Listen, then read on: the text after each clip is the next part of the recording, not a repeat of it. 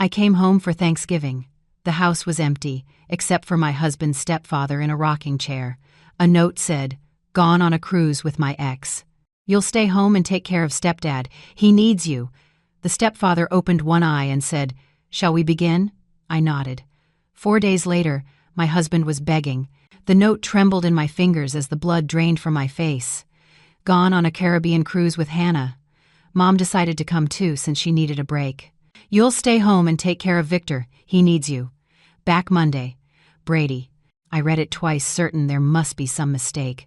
The paper fluttered to the kitchen counter as my hand went numb. "He's not coming back until Monday, is he?" The raspy voice behind me made me jump. I turned to see Victor watching me from the doorway, leaning heavily on his cane but with eyes far too alert for the decrepit old man Brady had described. "No," I managed, my voice barely audible. "No one is. They've all gone on a cruise." Victor nodded slowly as if he'd expected this exact scenario. "Left you with the dirty work, didn't they?" Classic Brady move. I had arrived at the Mitchell family home just 30 minutes earlier, my car packed with gifts and ingredients for Thanksgiving dinner. The silent house should have been my first clue. No delicious aromas of roasting turkey, no football game blaring from the living room television, no cheerful greetings. Instead, I found only an unheated house and Brady's stepfather sitting alone in a rocking chair, looking at me with those uncomfortably perceptive blue eyes. "I don't understand," I said, seeking into a kitchen chair. "We've been planning this Thanksgiving dinner for months. His mother was supposed to host. Everyone was coming." I pulled out my phone and tried Brady's number again. Straight to voicemail, just like the previous 3 attempts. Victor shuffled to the refrigerator and pulled out a pitcher of water. "Been like this all week, quiet as a tomb." They left Tuesday morning.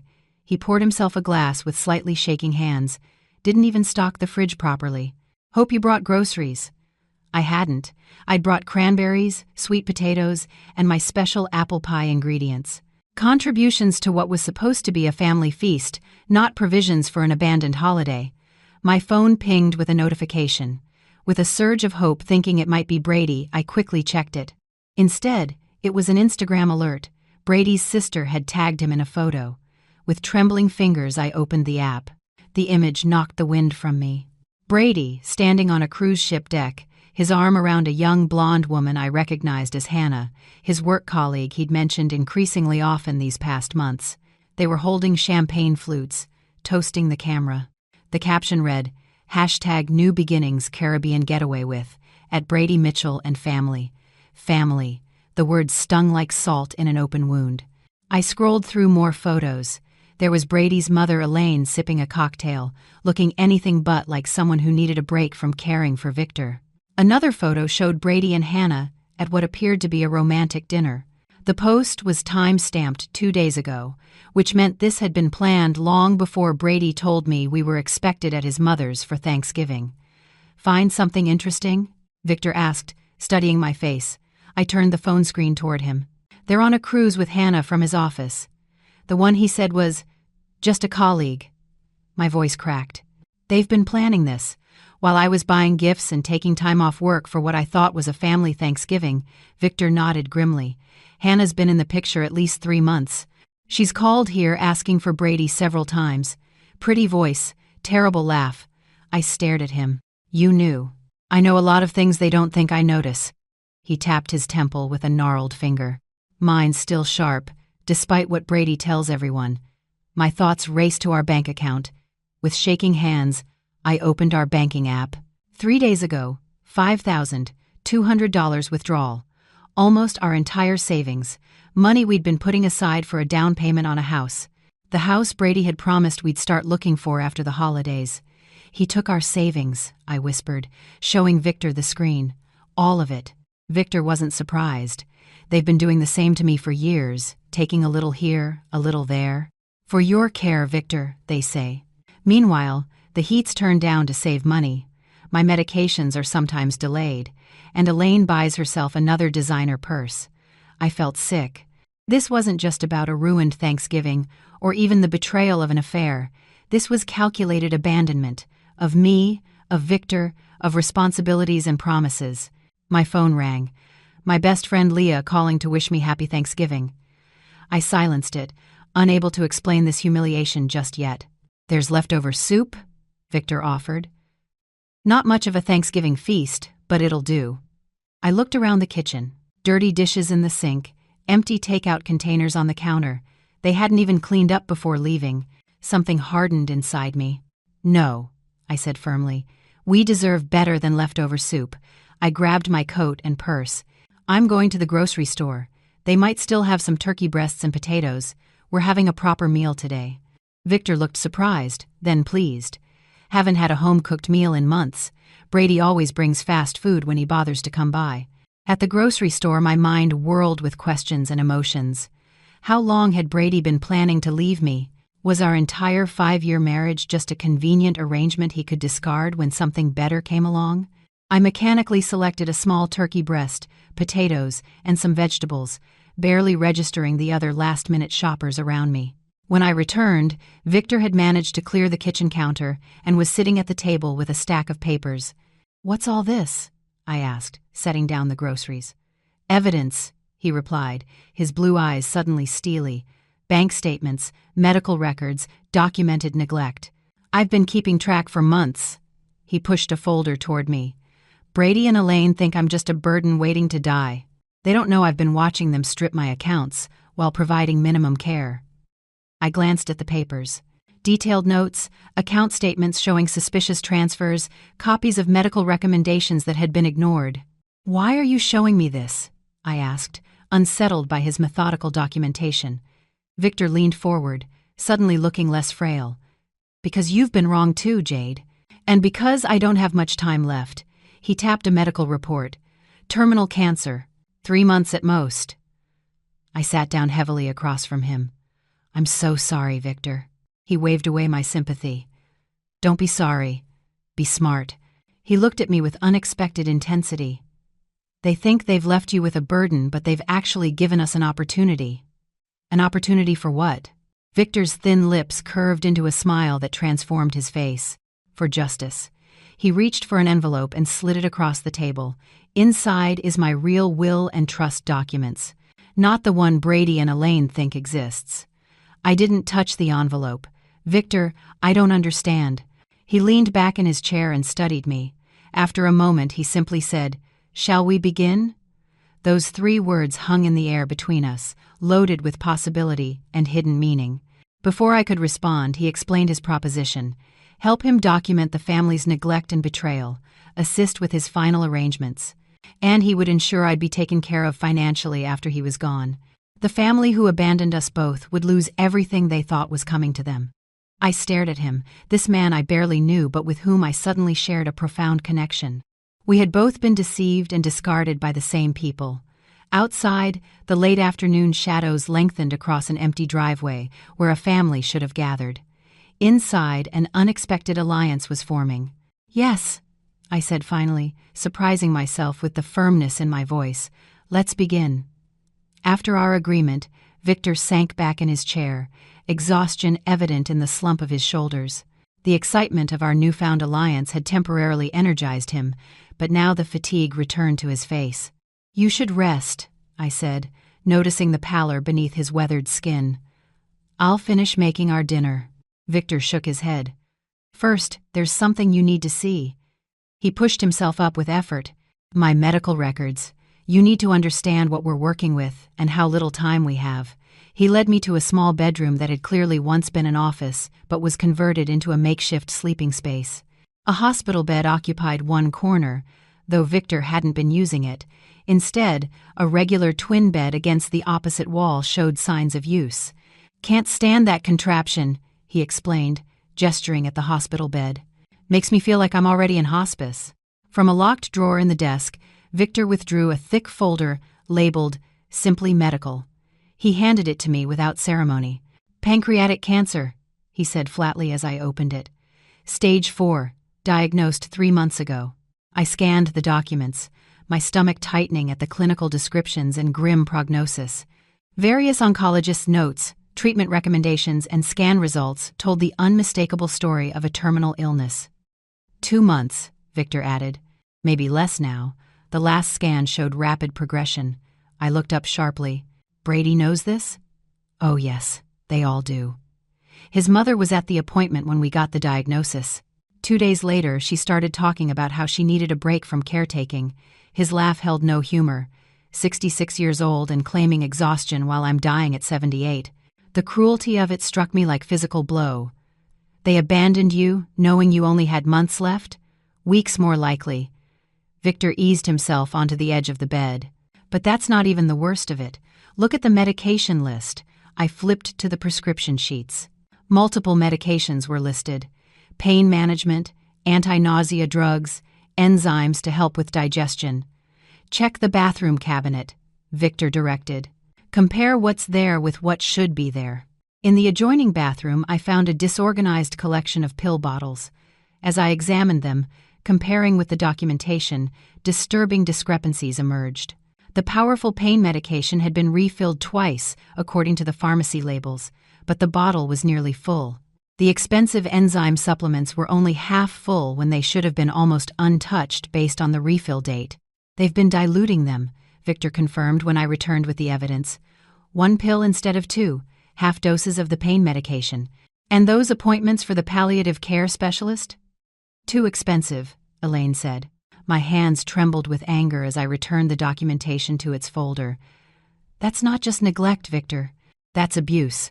It's what happens when people see you as an obstacle rather than a person. He pulled a small notebook from beneath his pillow and handed it to me. I've been keeping track. Times when medications were missed or reduced. Appointments canceled. Money that disappeared from my checking account for home care supplies that never materialized. The meticulous documentation stunned me. Pages of dates, times, specific incidents. Despite his illness, Victor's mind remained razor-sharp. "Let me fix you something to eat," I said, needing a moment to process everything. "You must be hungry." In the kitchen, I found pitiful supplies. A few cans of soup, some stale bread, milk on the verge of spoiling. From my grocery run, I managed to put together a decent meal of roasted turkey breast, mashed potatoes, and green beans. Not the Thanksgiving feast I'd planned, but far better than leftover soup. As we ate at the small kitchen table, Victor studied me. "Tell me about your marriage," he said finally. "When did you first notice Brady wasn't who you thought he was?" The directness of the question caught me off guard. I poked at my food, considering how to answer. "It was gradual," I admitted. "When we first met, Brady was attentive, supportive of my graphic design work. I was building my client base, had my own small studio apartment, good friends." I paused, realizing how much had changed. After we married, he suggested I work from home to save on studio rent. Made sense financially, but then my equipment kept having issues. Computer problems, software glitches. Victor nodded knowingly.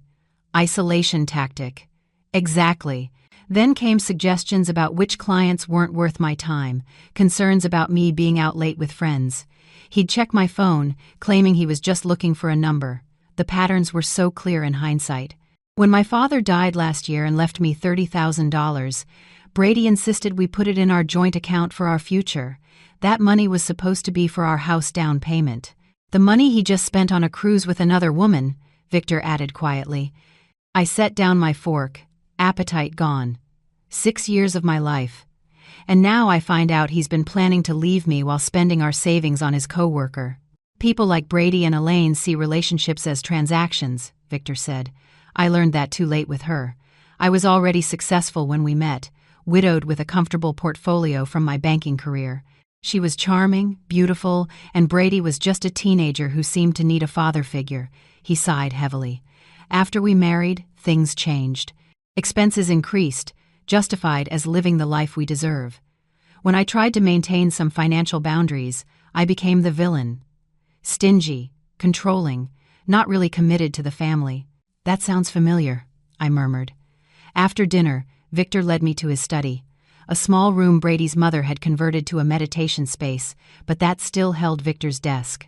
"Help me with the painting," he requested, pointing to a mediocre landscape on the wall.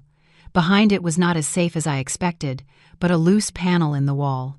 Victor removed it and pulled out a weatherproof document case. "My real assets," he explained, spreading the contents across the desk. "Investments Elaine knows nothing about, property in Vermont. Accounts in the Cayman Islands from my banking days. I stared at the documents in shock. The amounts were substantial. Well over $3 million in assets entirely separate from what the family could access. Brady and his mother have been siphoning from my known accounts for years, Victor explained. But this they can't touch. I made sure of it. He pointed to a property deed. This house. It's not in my name or Elaine's. It's owned by one of my holding companies. They think they're inheriting it. They're not. Does Brady know any of this? I asked, stunned by the extent of Victor's hidden wealth. Not a cent. Even my attorney doesn't know the full picture. Only my financial advisor in Boston, and he's been sworn to secrecy. Victor's eyes held a fierce determination I hadn't seen before. I always knew Brady's true character. He's just like his mother, charming to your face while reaching for your wallet. I just never thought he would do the same to his wife. The next morning brought another development, a discreet visit from Patricia Winters, Victor's attorney, a stern woman in her 60s with impeccable silver hair and penetrating green eyes. She arrived carrying a briefcase full of legal documents. "So you're the abandoned daughter-in-law," she said, assessing me with a frank gaze. "Victor called me last night, said you were an unexpected ally."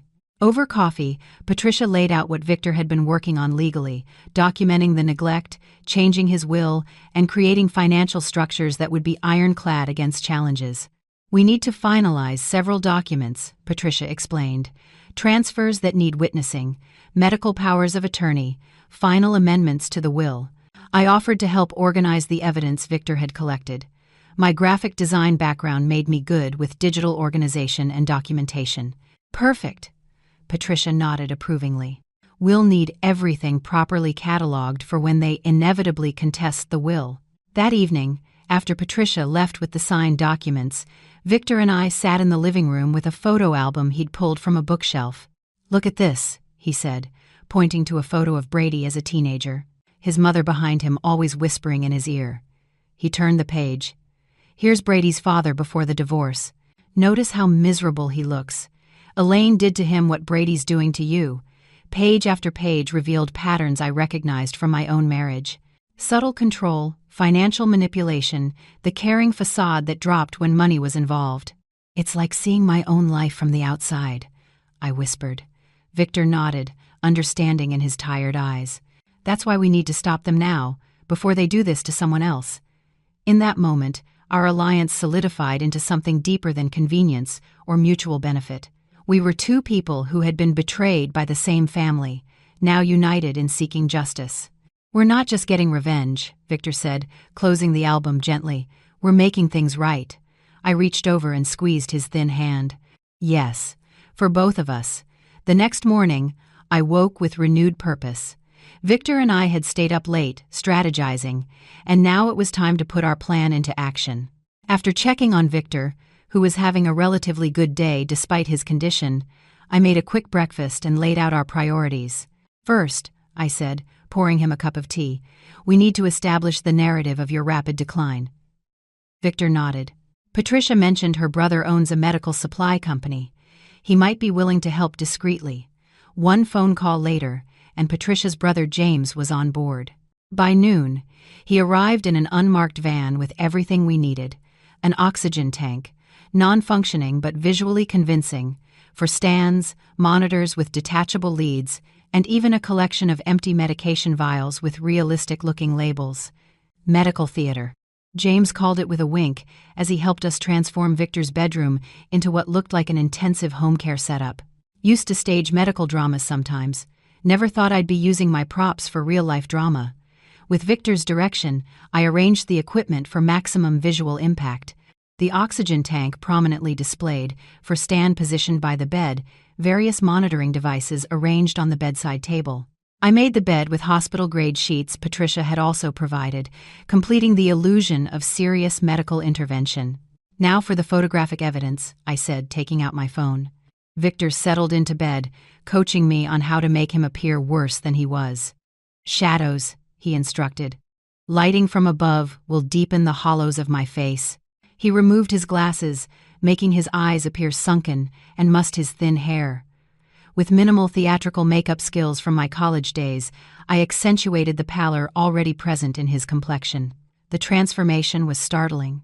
In the photos, Victor looked like he was actively dying, far worse than his actual condition, though that was serious enough. "Tao Yu," Victor directed. "You need to look exhausted, overwhelmed."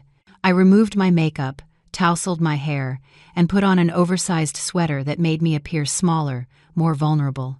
Victor took several photos of me seemingly asleep in the uncomfortable chair beside his bed, others of me preparing medications with a worried expression. "Perfect," he said, reviewing the images. "Who's our target for these?" "Brady's sister Melissa," I replied. "According to your phone, she's the only one who's texted to check on you since they left." I crafted a carefully worded message to accompany the photos. Victor had a difficult night. Fever spiked to 102. "Managing pain as best I can. We'll keep you updated." Direct, clinical, but with an undertone of concern that would trigger either guilt or at least interest. Melissa replied within minutes. "Oh no, poor Uncle Victor. Keep me posted." "Hook set," Victor murmured when I showed him the response. Next came my most difficult performance yet.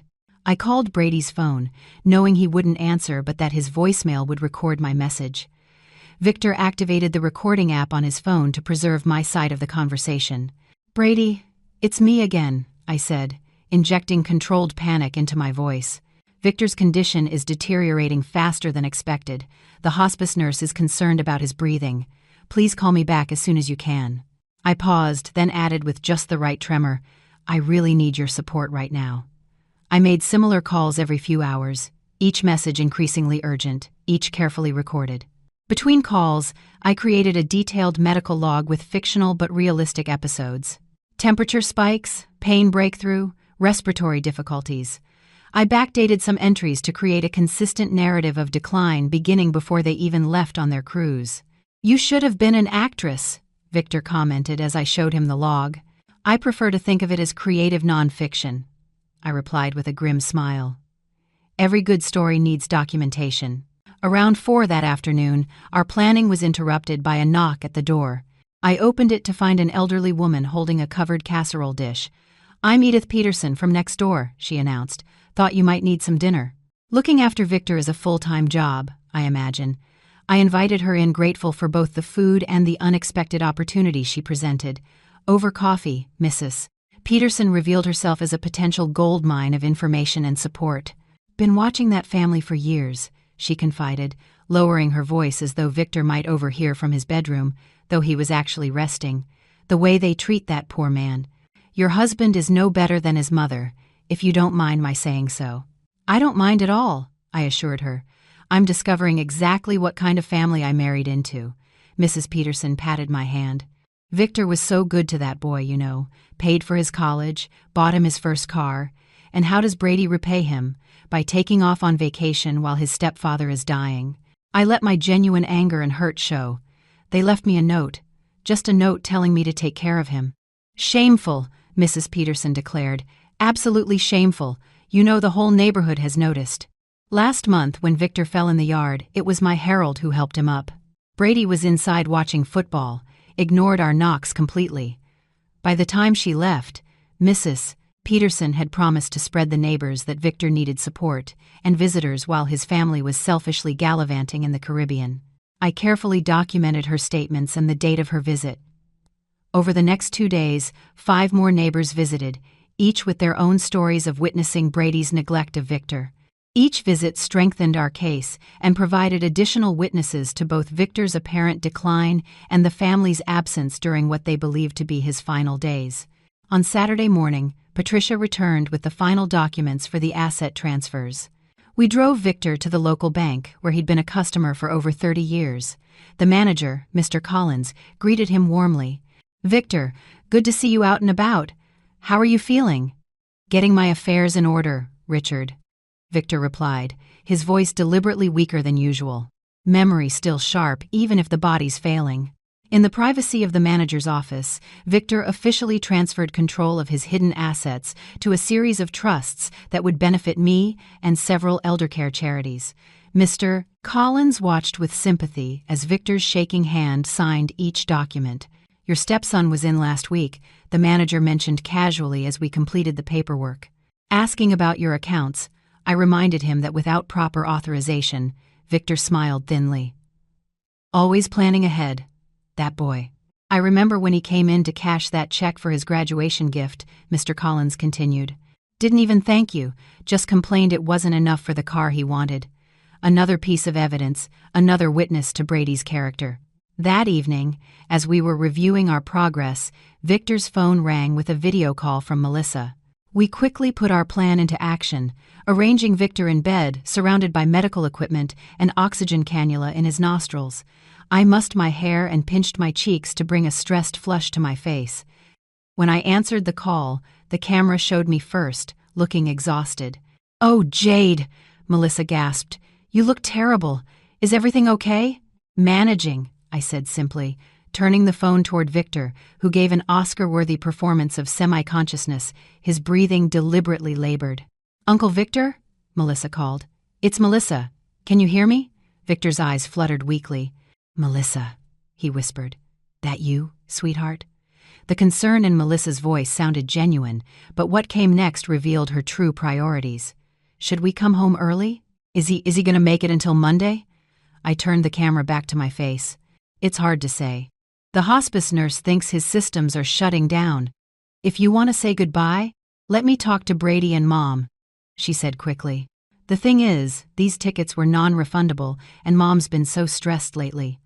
I nodded understandingly, while fighting back genuine disgust. Of course, it's just that Victor keeps asking for Brady.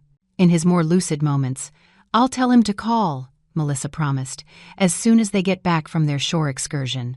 After ending the call, Victor sat up and removed the oxygen cannula. "Did you record that?" I held up my other phone, which had captured the entire conversation. Every word. Victor's smile was satisfied but tinged with genuine sadness. My family weighing their cruise tickets against saying goodbye to me. I knew it would happen exactly like this.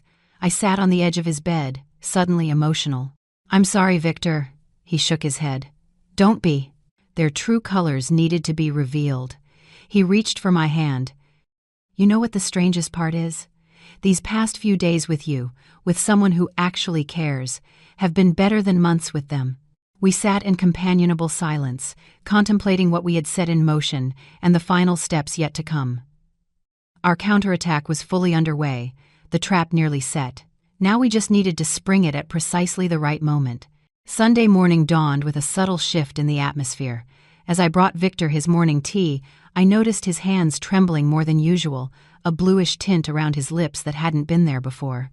"You don't have to pretend for me," I said softly, helping him sit up. "You're really not feeling well today, are you?" Victor's smile was thin but genuine. Ironic, isn't it? After all our play acting, the real thing sneaks up on us.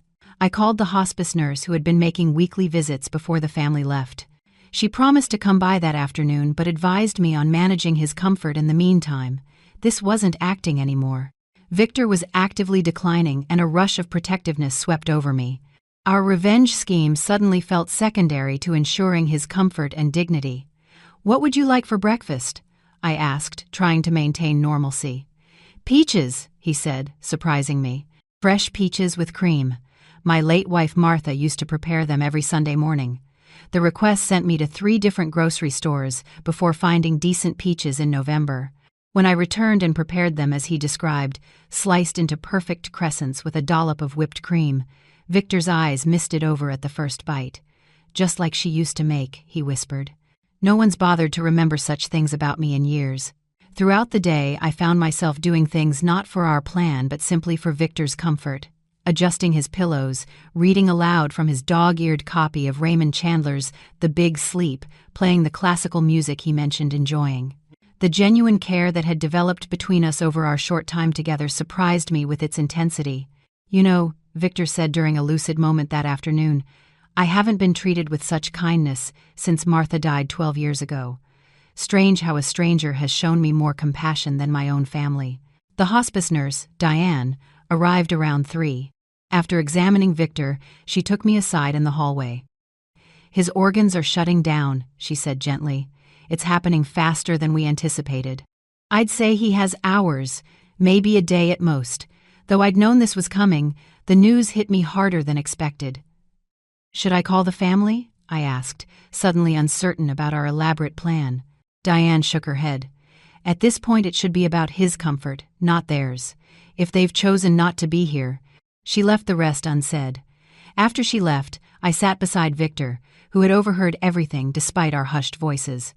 "Don't call them," he said firmly. "They made their choice. But we do need to finalize some matters." He reached for my hand. "Call Patricia.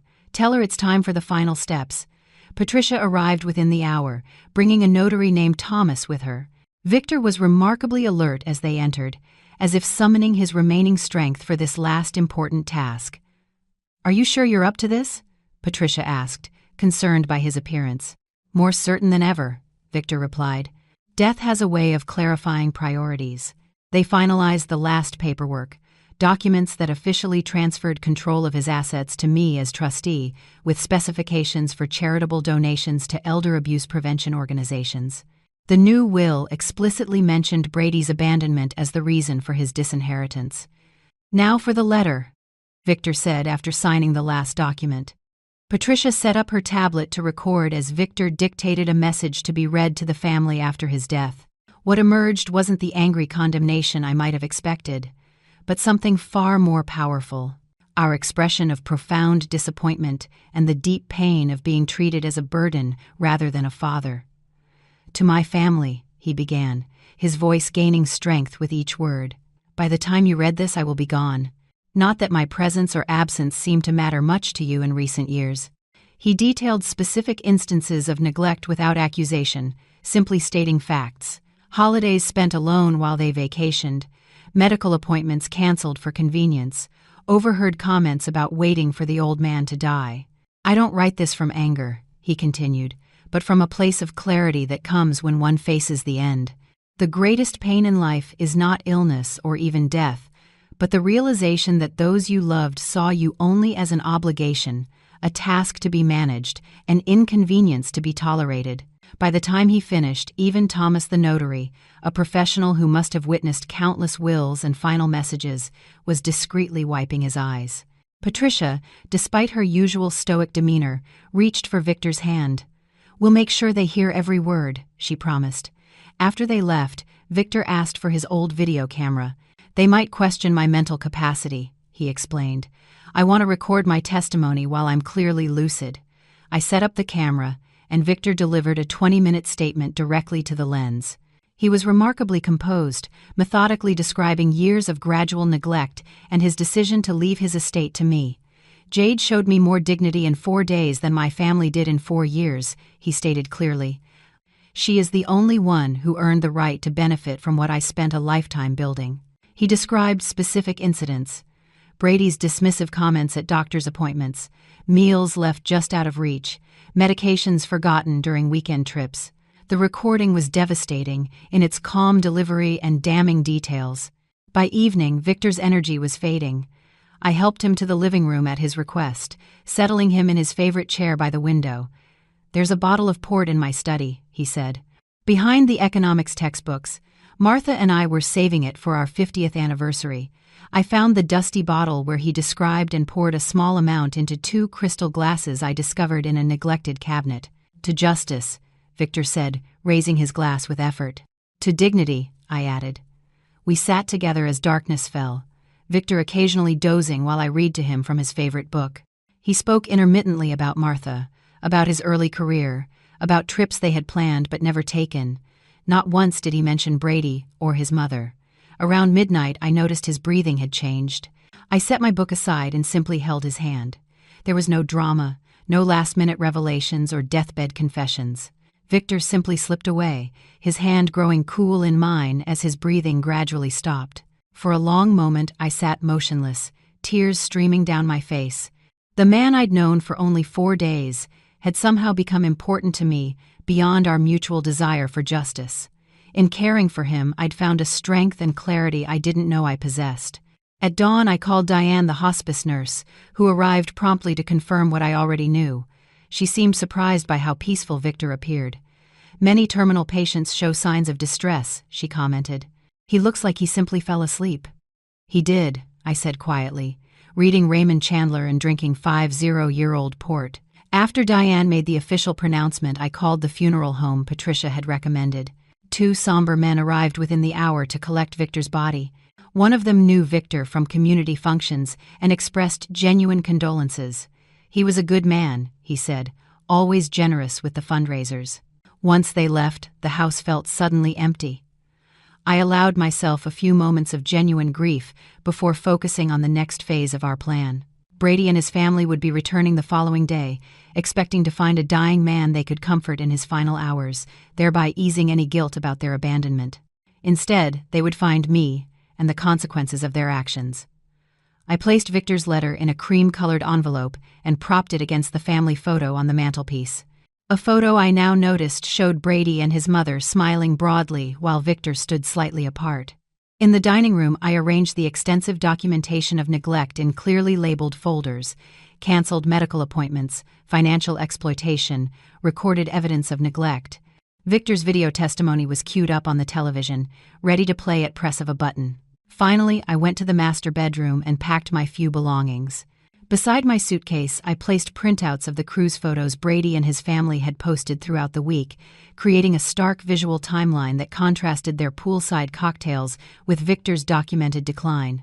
Everything was arranged for maximum impact when they returned, a carefully orchestrated revelation that would ensure they faced the full weight of their choices.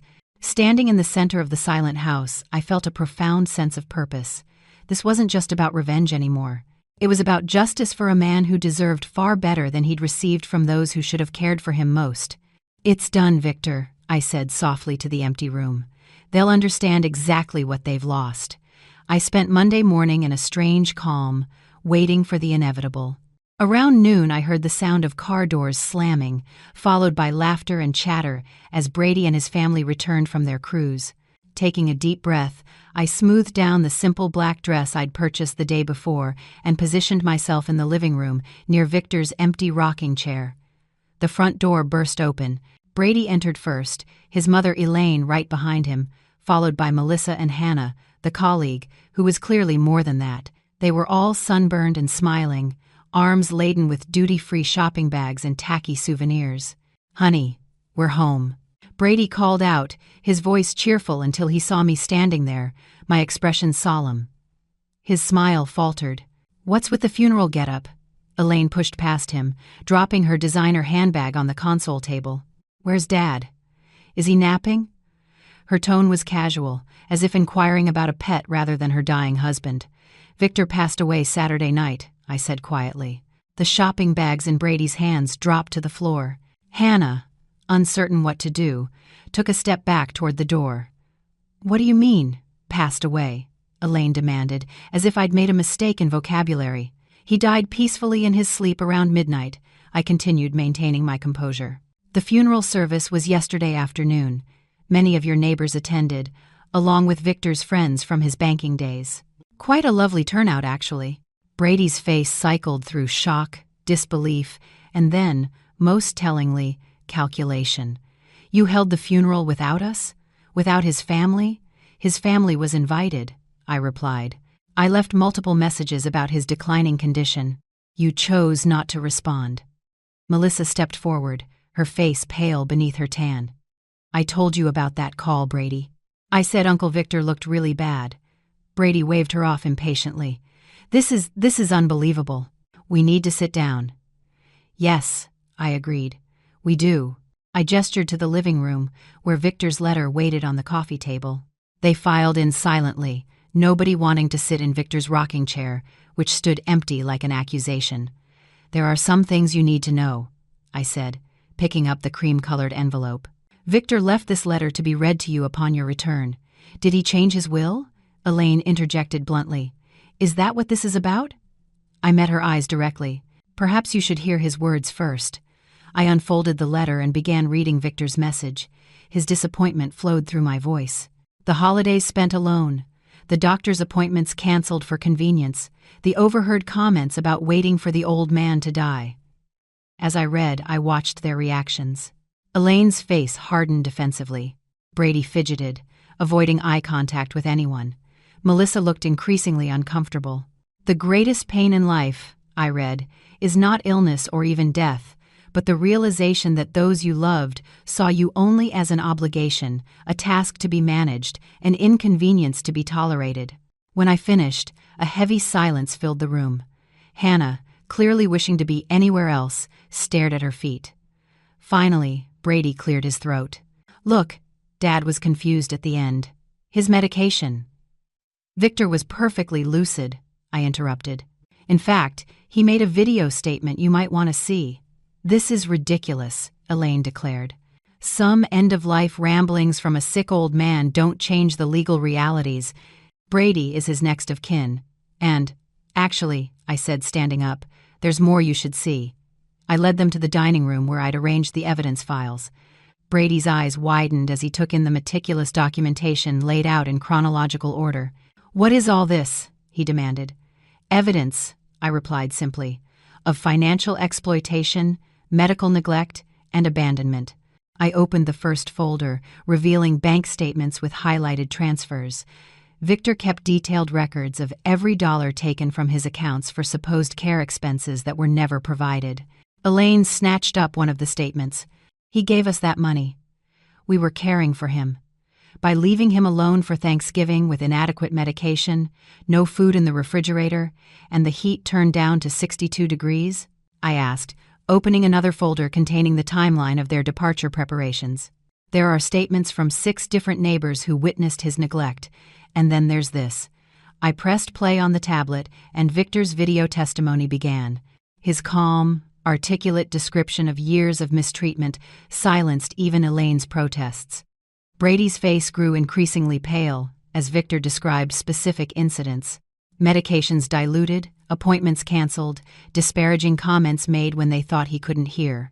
"This is all a setup," Brady finally sputtered, jabbing a finger toward me.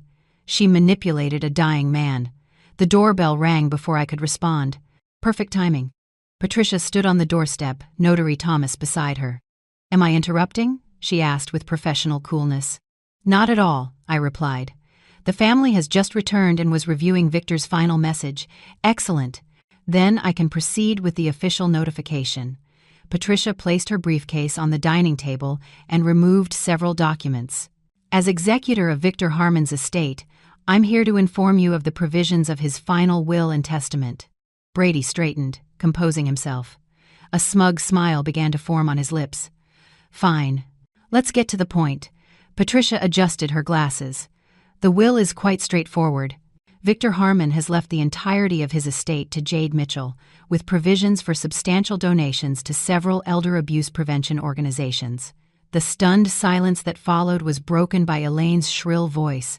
"That's impossible. We're his family." "The will explicitly cites abandonment and neglect as reasons for disinheritance," Patricia continued calmly. "It has been properly witnessed, notarized, and filed with the court. Mr. Harmon was examined by 2 separate physicians who certified his mental competence at the time of signing." Brady's smugness evaporated. "This is fraud. We'll contest it."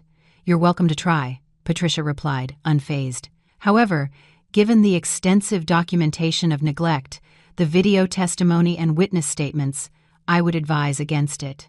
You'd only be spending money you don't have." "What do you mean, money we don't have?" Elaine demanded. Patricia exchanged a glance with me before continuing. "The properties you currently occupy, including your primary residence, belong to the Harmon Family Trust, which is now under Jade's control as trustee. Furthermore, the investment accounts you've been drawing from have been frozen pending audit for potential financial abuse." Brady's face drained of all color. That's not possible. The house is mine," Dad promised. "Victor promised nothing," I interjected. "You assumed." "There's a difference." The implications were sinking in.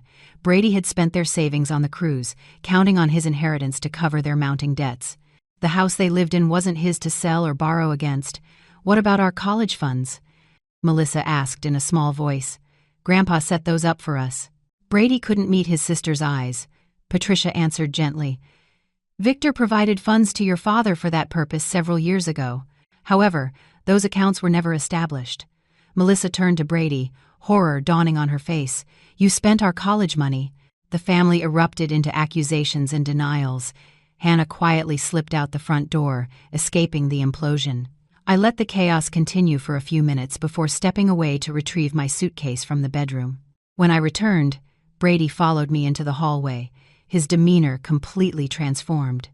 "Jade, please," he begged, his voice breaking. "We can work this out. I made a mistake with Hannah. It didn't mean anything. We can start over. I'll change, I promise." I looked at this man I had once loved, seeing him clearly perhaps for the first time. Behind the handsome features and practiced charm was someone who had never truly cared for me, or anyone but himself. Calmly, I removed my wedding ring and placed it in his palm, followed by the keys to our apartment. "You left him to die," I said quietly. "Now you get nothing, including me." I walked toward the door, suitcase in hand. Brady's pleas turned to threats as he followed me. "You won't get away with this. I'll fight it in court. You manipulated a sick old man." At the doorway, I turned back briefly. "Everything was done legally. You taught me one valuable lesson in our marriage, Brady. Always keep receipts." I stepped outside into the bright November sunshine. Behind me, I could hear Brady's continued protests and Elaine's angry voice demanding Patricia explain how this could happen. But those voices were already fading, becoming part of a past I was leaving behind. Patricia had arranged for a room at a quiet hotel while I figured out my next steps. As I placed my suitcase in the trunk of my car, Mrs. Peterson appeared on her porch across the street. He gave me a knowing nod and a small wave. I waved back, feeling a surprising lightness despite the emotional weight of the past few days. Victor's final gift wasn't just financial security, though that would certainly help me rebuild my life. The true gift was the clarity and strength I'd found while helping him find justice. As I drove away from the house and the shattered family inside it, I wasn't thinking about revenge or even vindication. I was thinking about second chances, about honoring Victor's memory by living well, and about the unexpected bond that had formed between two people who'd been discarded by those who should have cared for them most. Victor had found peace. Now it was my turn to do the same. Thank you for staying with this story until the end. My favorite moment was when Victor shared his cherished port wine saved for an anniversary he never reached. Such bittersweet dignity in that glass. Which scene touched your heart most deeply? I treasure every comment sharing your thoughts. Subscribe for more stories where justice finds its way to those who deserve it most.